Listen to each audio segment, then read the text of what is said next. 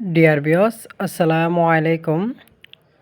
যারা অরিজিনাল দেশি শিং মাছের পোনা কালচারের জন্য খোঁজাখুঁজি করছেন তাদের জন্য আজকের আমার এই ভিডিওটি।